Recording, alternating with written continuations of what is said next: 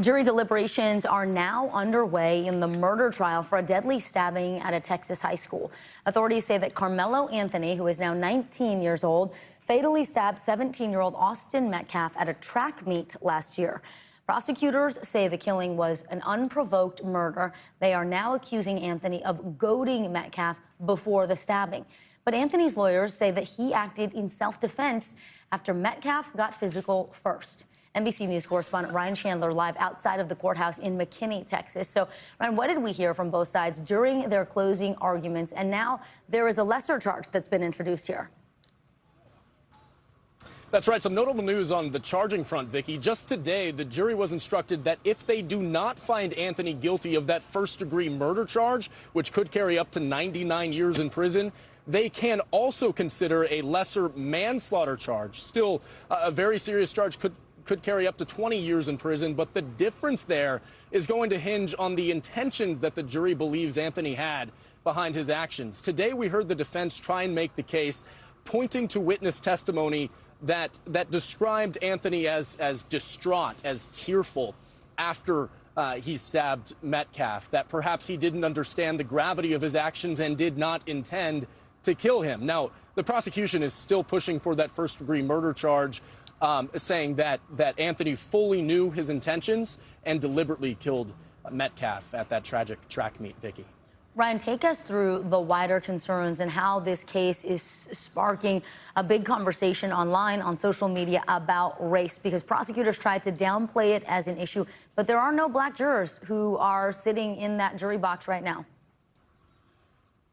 No, that's right. The wider political conversations outside of the courthouse have really taken on a life of their own in this case, and that is something that prosecution and the defense is trying to avoid, telling the jury that this has nothing to do with race. But here today, as we've seen every day of this trial, there are protesters here, almost all of them in support of Anthony and his family, raising serious concerns that there are no black jurors on the jury, and Anthony cannot receive a fair trial because of that. We've also seen self-proclaimed white nationalists come to this area and stoke some racial tensions, making this an issue of black versus white.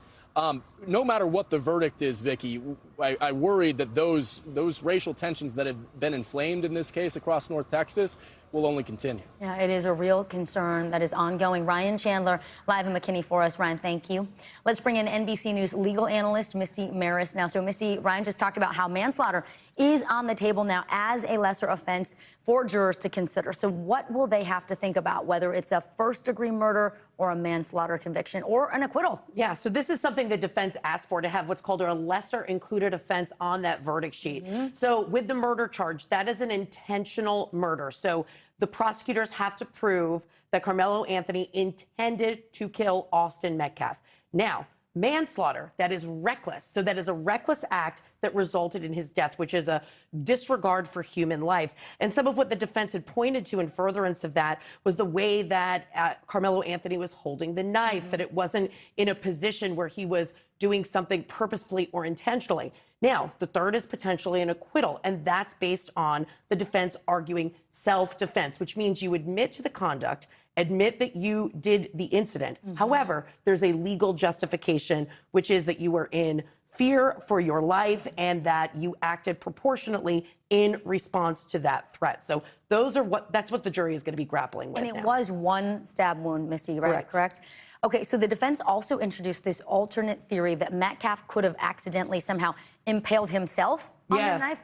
Tell us more about that. Yeah, this was surprising because throughout the entirety of the trial, the defense was raising that self-defense argument. Yes, that there was a stabbing, but that it was justified because of this threat to Karmelo Anthony in those moments, making a split-second decision to protect himself.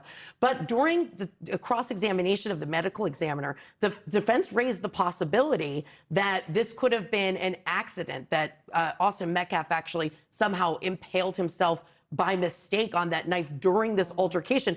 So it's an alternative theory. It's not unusual for the defense to put alternative theories before the jury, but it can be something that's confusing, especially when you're asking the jury to acquit on a self-defense theory, because they're different. Kind of muddling the waters there. Right. All right, well, it is in the hands of the jury now. Misty Marris, we really appreciate your legal analysis.